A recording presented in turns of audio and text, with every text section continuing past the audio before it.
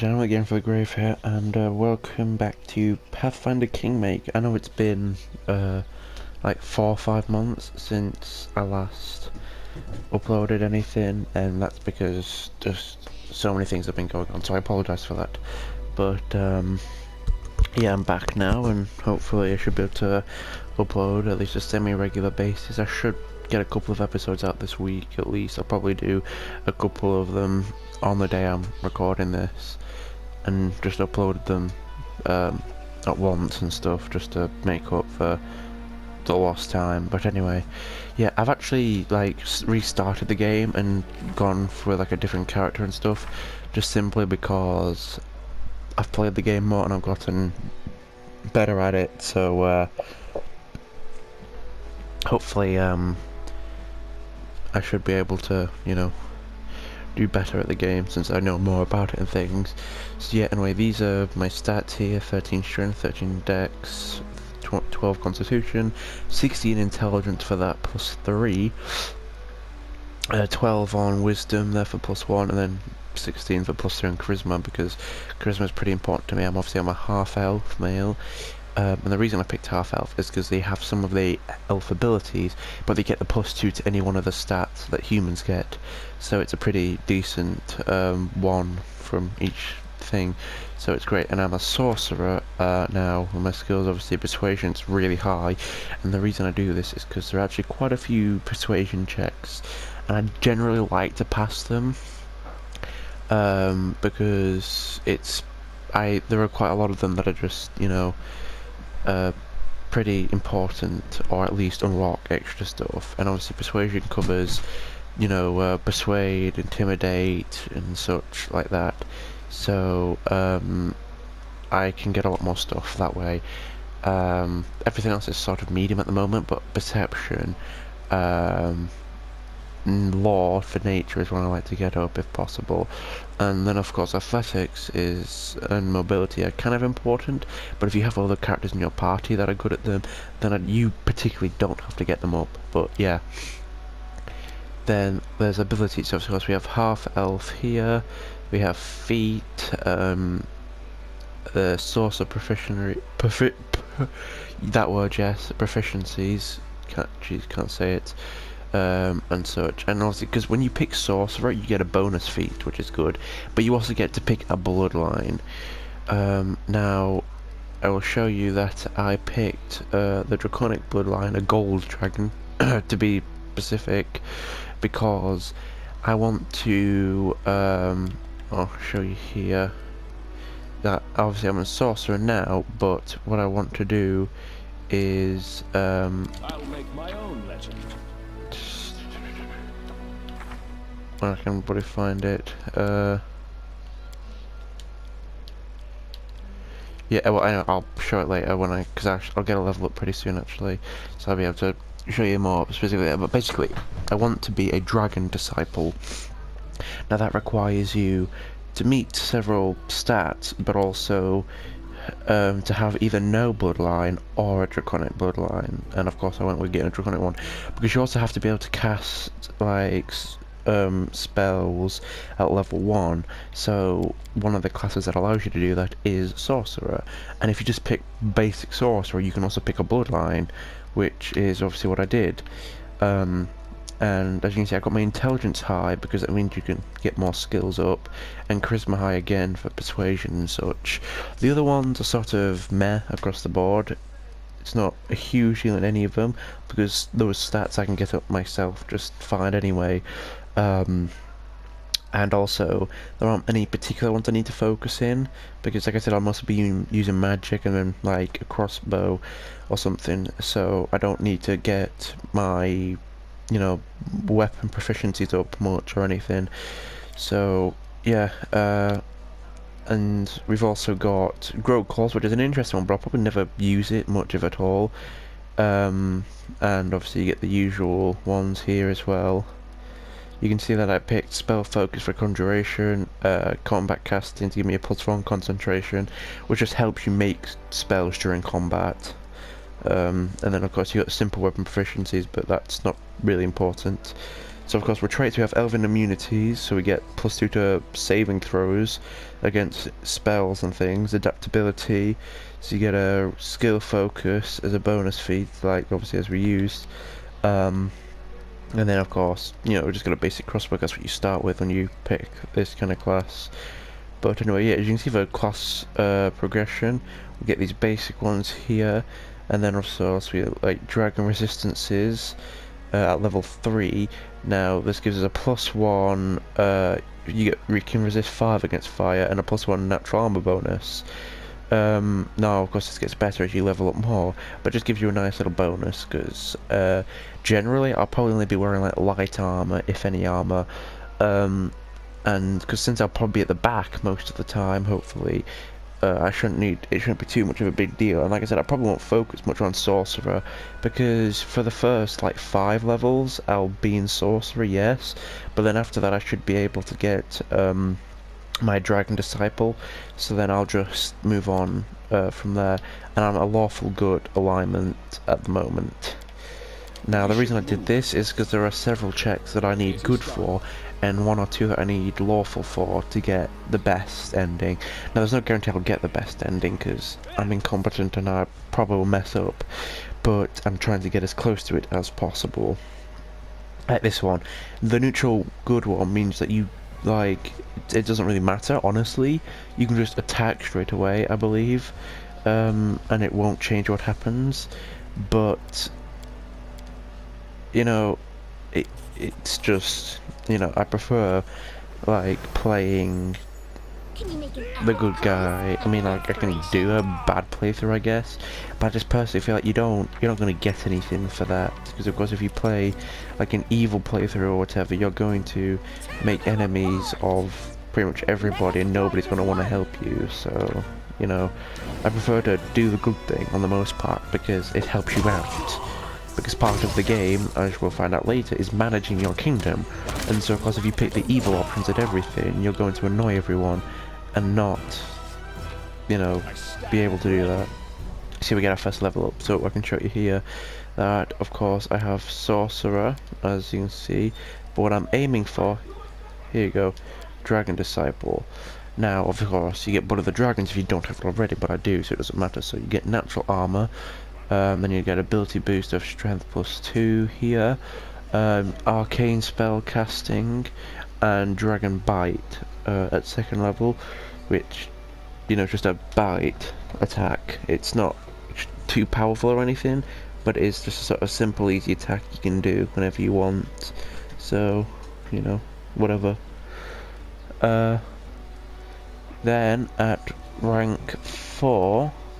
We get more natural armor and then another ability boost there, but at level 3 we get breath weapon. Now the breath weapon's actually pretty interesting because it's sort of like one of the flame magic attacks, but it's just a huge arc of fire that you breathe out, because, you know, dragon, and it's actually a pretty powerful attack. And also because you're a dragon, you can get bonuses to your fire damage and things like that, so that of course helps out too. I tried doing it as like a kineticist, but that didn't really work because they can't actually cast like normal spells themselves. They can only have, you know, their kinetic abilities, which doesn't help with the casting spells thing. You'd have to then pick another class for that as well. You can't pick any of the Sorcerer archetypes either. You have to just go playing Sorcerer if you're doing that. You can do other things as well, you know, you can do a Monk or whatever you want. You just have to fill in the prerequisites for it. You can see here that prerequisites able to spontaneously cast arcane spells off of 1. Of course you get that immediately for picking Sorcerer. None of those Sorcerer archetypes. And then you need to either not have a bloodline or have a Draconic bloodline. Because of course, if you pick, say, Fey bloodline, you're then not of Dragon bloodline, so you can't pick Dragon Disciple. And then Arcana level 5, which is easy enough to get. Just every level, put 1 point into Knowledge Arcana, which means it'll be at rank 6 before you get to, you know, fill that into unlock Dragon Disciple. But you know, it's pretty easy to get. You get the rest of them checked off immediately. Basically, if you pick the right character, it's only the Arcana knowledge you have to worry about. Whereas, like the Eldari Sword Lord, you need loads of things at different. You know, it's so annoying to fill some of these in, and it can sometimes be so late in the game before you really can access them. But you know, like look, Barbarian for example is one you can start with, but you have to pick an alignment that isn't one of the lawful ones. You can't be lawful effectively for them because they're barbarians.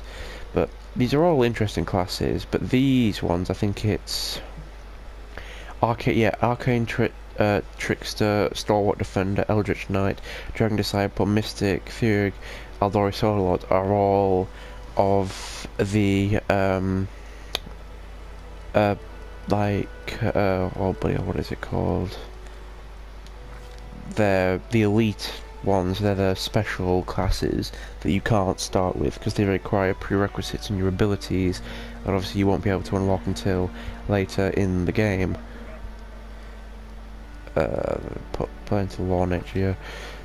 But yeah, and obviously I up level myself, but for my companions I generally just put auto level up on because like I said, I'm not that good at the game actually, so I have no idea what to really put them into to build the best characters, so I prefer to just let the game do it because they'll at least build decent enough working characters. Okay, go to Oleg, sell. Oh, hang on, yep, just non-magical trash, okay. Just sell everything. Because I always do this, I'll pick up pretty much every loot that I find, and that doesn't make me over encumbered of course, and then sell pretty much all of it to a trader as soon as possible. Because like these scrolls for example, I'm almost never going to use these, so they're useless, as well as like ingredients generally anyway, and you know, just weapons and armor and stuff that I don't need. I can just sell and you'll get thousands of gold, you know, relatively easily. So it's better to just, well in my opinion anyway, to just, you know, just let the you know, just to pick up everything and sell it, because you know, you may say, oh, I'll just pick up the things I need, but then the problem is if you do that is you're not going to have anything to sell, because while I don't often find myself buying anything from the shops, I do often find me needing to use gold for other things, and obviously the best way to get it is just to sell loot that you don't need. So go through all these dialogue options. I know I've played through this before on one of my other streams of this, but I actually took the part 2 stream down because it was kind of boring, and like I said, I'm starting a new character, and also because at the end it was just like half an hour or something of just sitting at that street with the screen with the nymph, so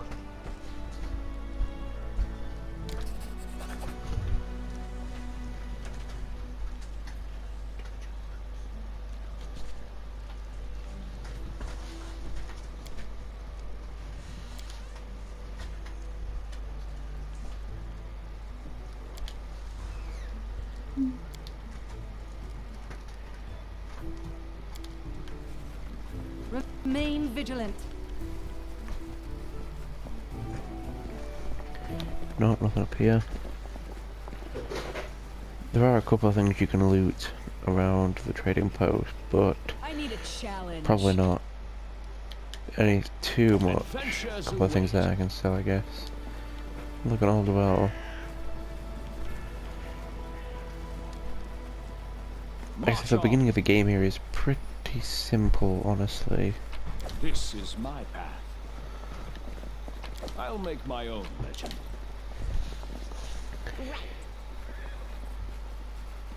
The thing you may want to be careful with at the beginning actually is there is a time limit for the quests.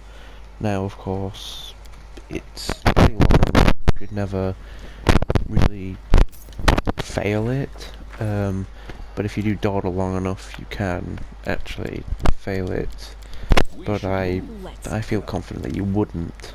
But yeah, okay, let's wait for the attack. Done everything else. Yep, it's easier just to lay all the traps and everything and do this because the alchemist fire he uses will kill like most of the group, and then they should be picked up pretty easily. Yep, all of them go down, and the rest of them are pretty weak now.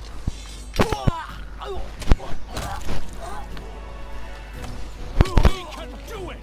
Strike worth a legend. Strike with all your might! Come on, We won't falter! attack haps. Serves you right. I don't know what that dude. There you go, good warlock. Rely on me. As usual, just loot everything. I think There is no greater satisfaction than overcoming a challenge. all ones That near is, it. of course, until one day the challenger becomes you. Thank you. And then we go inside. Now there's no point talking, so you just let Lana. I'm not going to be able to dialogue with her. You only have like a comment she'll make. What's that? And you can't enter dialogue with her until the next one. This The is gold my session. path. I don't know whether the changes or Remain not. vigilant. I'm really sure. This one's locked. Sometimes you can be lucky, and then I don't know whether it changes or just I tire you know of what, waiting. but whatever. No It doesn't really stopping matter. now. Adventures await. And then go to bed. And then wake up here, and this is where I left off with the stream a while ago. But yeah, Hear anyway. me. Please hear me. Can you hear me? Please. Who am I? Just a tear. Feel free to Beauty is pause. aid. Yes, I this fog. did get through all of shrouds this I don't believe it. on my Wish last you- stream. Pause and read or whatever. And honestly, I would get in the game for yourself and just playing it. Feel free to play it, but you know, it's probably better to do it yourself because then you can play however you want, use whatever kind of character. Playing on the easiest possible difficulty.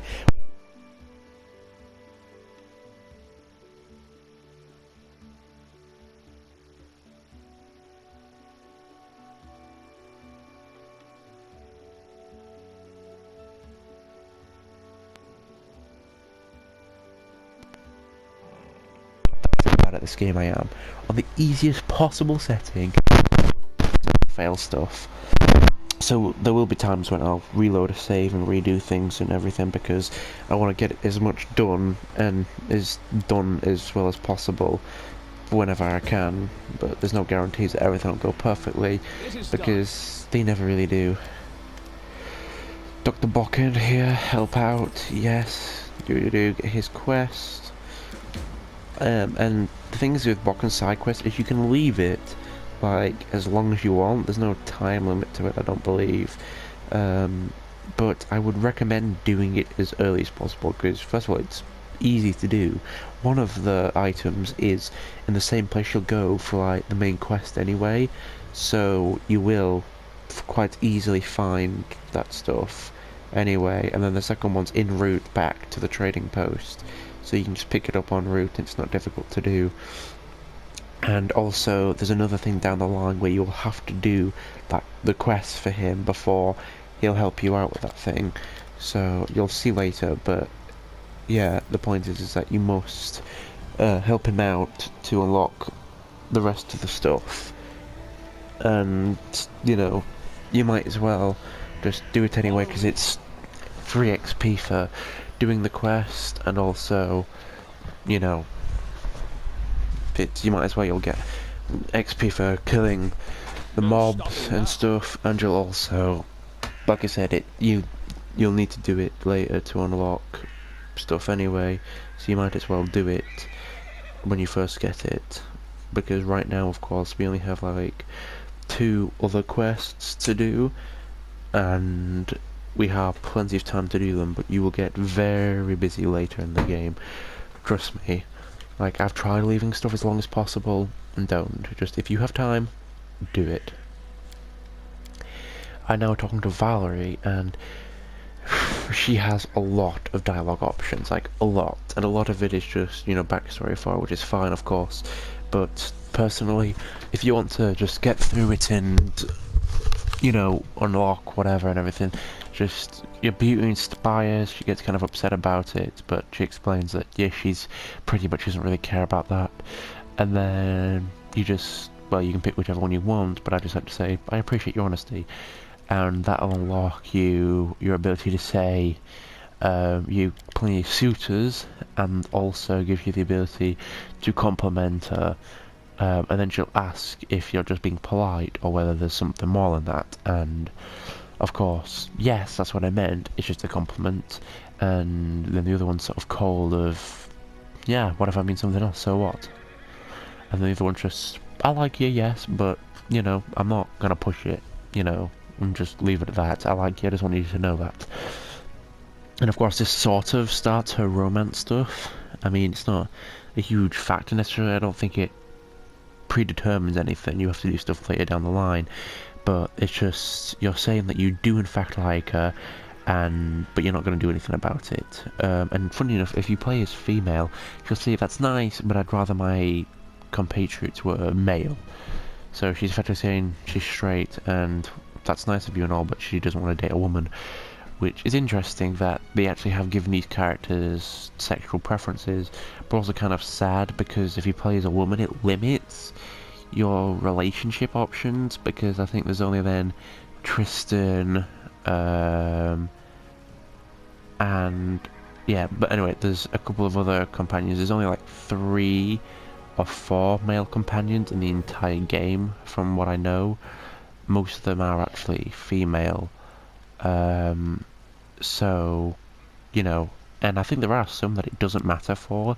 There are some that are just like whatever to any gender, and then there are a few that I don't think you can understand. I correct me if I'm wrong if you know, but I don't believe there's any romance for Amiri available, because she's sort of just a cold barbarian that wants to fight and kill whatever she can lay her hands on. There's no... I've never seen any romance options in any dialogue, and from what I can tell, she's not interested in it either, so I don't believe there's any dialogue options to open a relationship path or anything with her.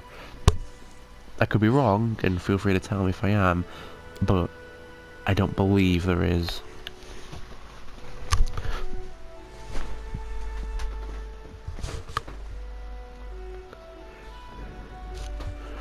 Now we can actually get into the open world, or well, some of it anyway.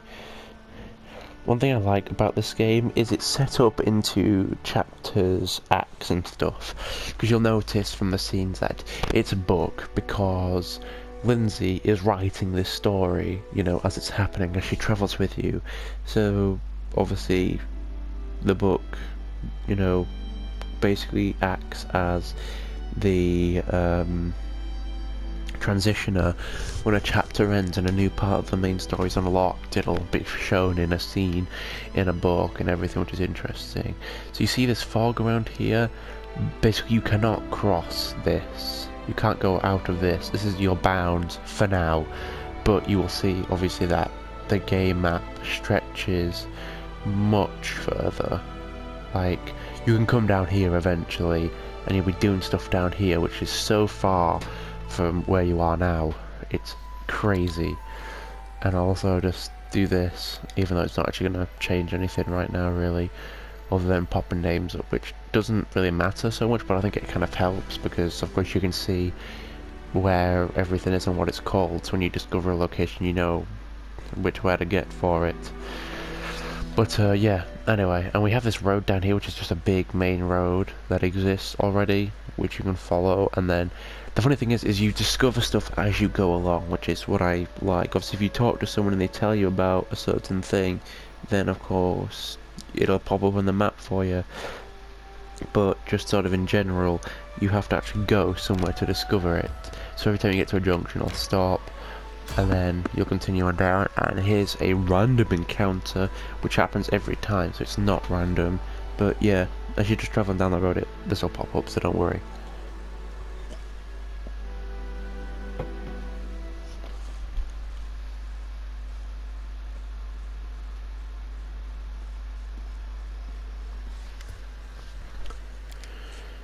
Remus. How do we know his name? I don't know.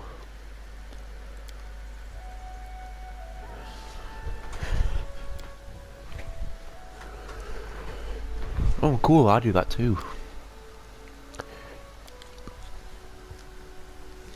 Now, this is a pretty weird guy, but he will become important later. But I don't know exactly necessarily whether what I believe is correct about this guy. I won't tell you now, but he is obviously quite strange. And he tells you where Tatuccio is. And then you can go and follow him. You don't have to do it immediately. I believe... I mean, I'm not necessarily entirely sure, but I believe so long as you don't go to any of the other prerequisite places on the map that take place after that event, he will be there for as long as you need. I may be wrong, but I believe that's how it works. Because if you go to an area where he's supposed to be before you've been there and trigger that part of the quest, and of course he won't be there because you've gone past it. But from what I'm aware, as long as you don't do that, he will still be at the ancient tomb. Like I said, if I'm wrong, correct me, because like I said, I know pretty much nothing about Pathfinder. I like this stuff, of course, I like D&D and everything as well, but I am terrible at it. Horrible, I tell you. Victory! You know, but doesn't mean I can't like it. I just, I am terrible at it. We get ambushed by bandits, of course, because why not? They're everywhere. And we just kill them all, because we're way better than they are. Still living. Well, that's too bad when all your friends are dead. Alright, there we go. Oh yes, and by the way, I am still sick if you can't hear it in my voice. Which, you know, that's great. But, whatever. Well, let's go. And as we leave the area, pick up all the loot. I could go around and just pick it up individually, but just easy doing that. Lindsay.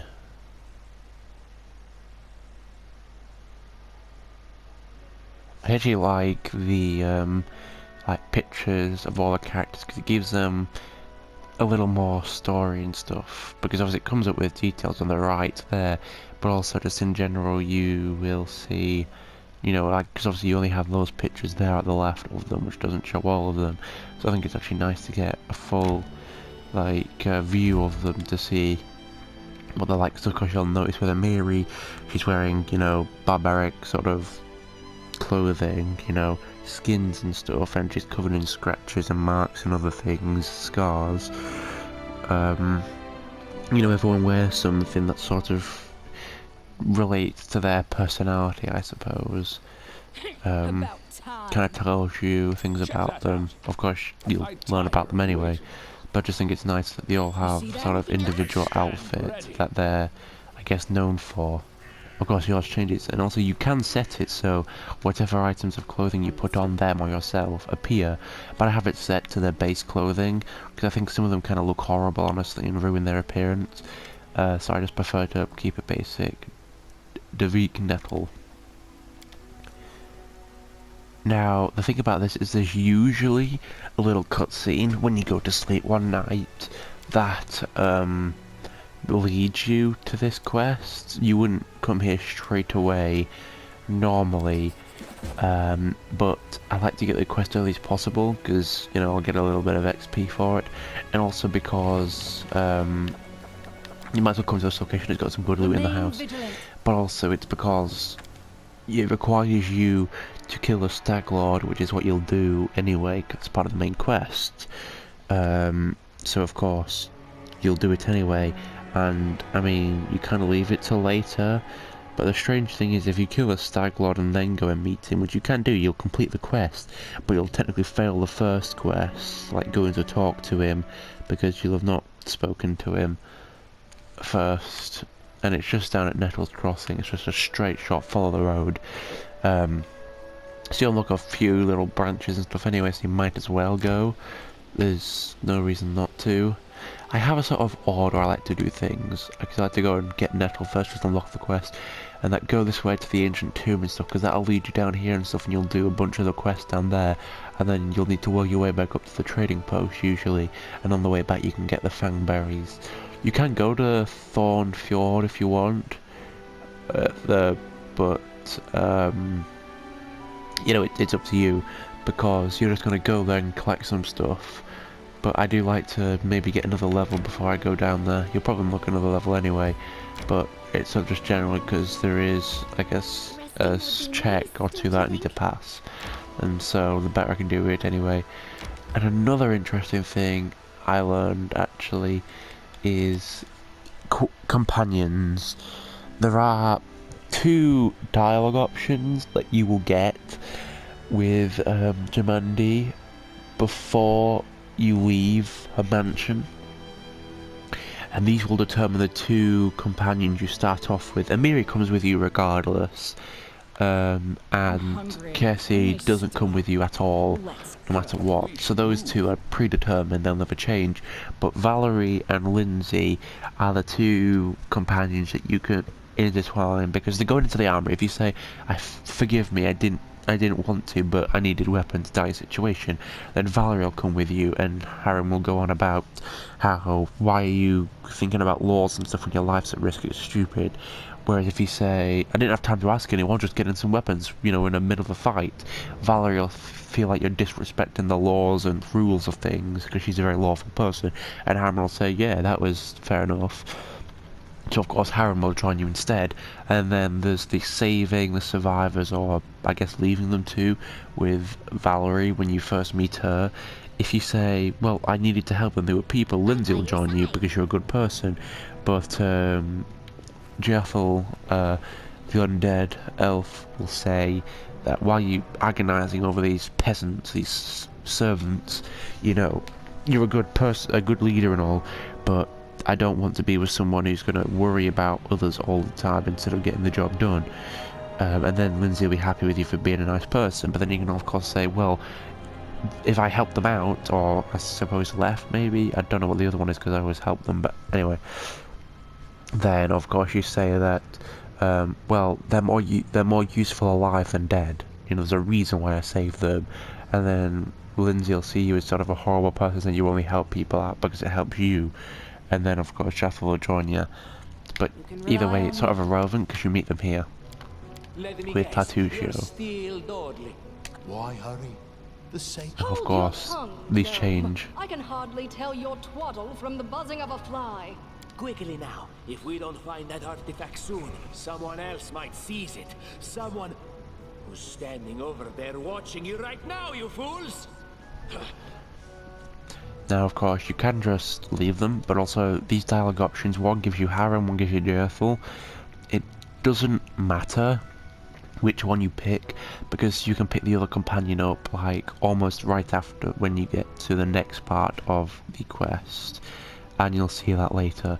But yeah, anyway, I prefer to get Jethel first because Harren, honestly, I don't like him. He's got some alright abilities and such, but as a character, meh. He's just sort of there, I'll do the quests to help him out and stuff, but whatever. Jethel I think is actually useful. And so long as you have decent enough persuasion, which of course I've got great persuasion, I like always pass this check, so it's not a problem. So then obviously she joins you, that's who she gets angry, and then you start a battle. I like to go for the mercenary over here. And this one here, because that mercenary will probably get grown and become larger, which is a little bit of a problem. I generally just split my troops up anyway. There's 4 of them and 4 enemies, and Jethel will start on that one immediately anyway, so it doesn't really matter. Harren will start on the one over there if he joins you, so in the end it doesn't really matter. Like I said, you can get the other one later, so pick whichever one you prefer, but like I said, generally I prefer getting Jethel first because that here is more useful. So I'd like to get her as soon as possible. And also the more companions you have, of course, the more carrying capacity you have. Which is obviously a bit of a bonus, that, you know, you can carry more stuff. I will grant your request. So it's always nice to go for her anyway, because I mean, I don't know whether her or Harem have more carrying capacity anyway. I suspect he probably does, because he's a dwarf, so he's probably quite strong. She obviously automatically gets a level up, because I've made it so with every skill check, this experience is split evenly among all of my companions and everything, which means that you personally, the person who does the skill check, will get less experience, but everyone gets some, so everyone will level up at like the same time. And the reason I do that is because I want everybody to be the same level. Otherwise you could have a character who's like level 6 or 7 and the others are only like 3 or 4 or something.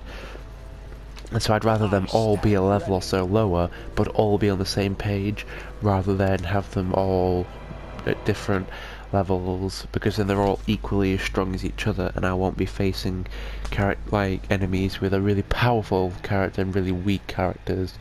They'll all be decent enough. So then we get to this bit, which is trying to follow Tartuccius and get the law nature one. Should be able to pass that easy enough. So then you follow them down. And then you get another one here that you can do. Failed that one. That's kind of annoying.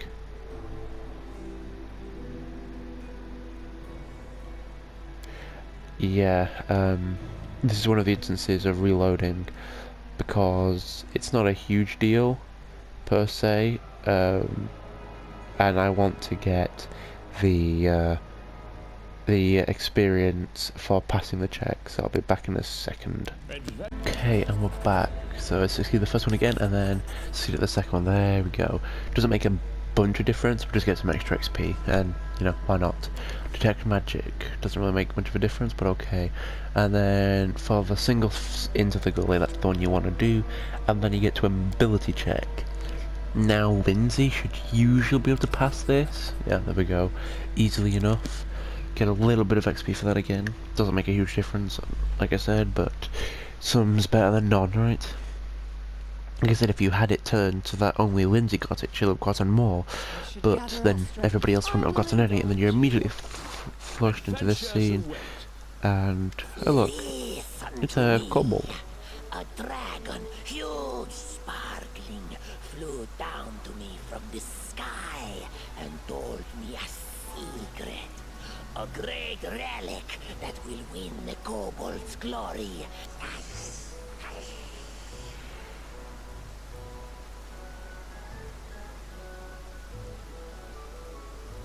Who is there? How?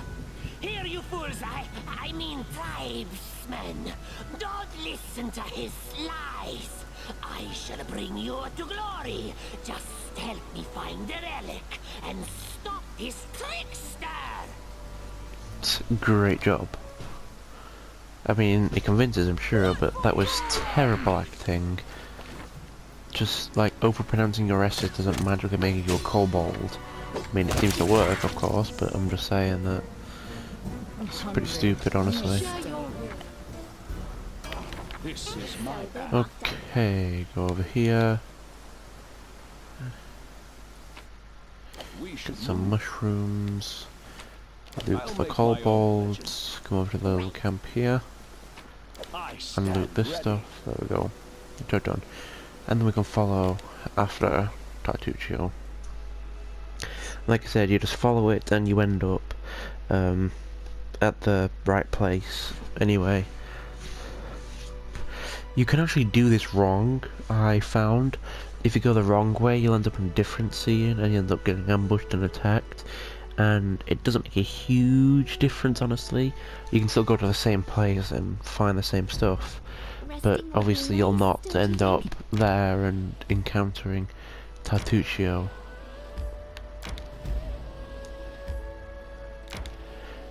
Like I said, not a huge difference, but, you know, whatever. And then you just come down to the old sycamore.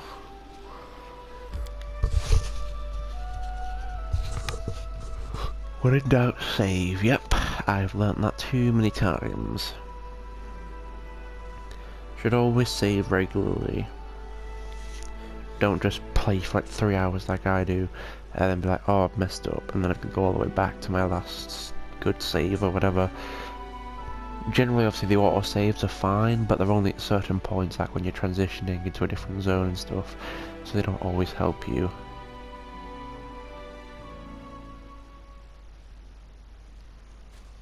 Arrest is in order. Greetings. Ah, there's Kirsten. I have urgent news from Resna. The investigation that I have conducted at Lady Jamandi's orders have proved your innocence. Tartuccio was and still is the Pataxian spy. That dreadful night, it was him who had opened the... We almost had Tartuccio... That's Yes, you're all idiots, but whatever. I'll sort it out as usual. Vigilant. Okay, well, I think this is a suitable place to end it. We've gotten...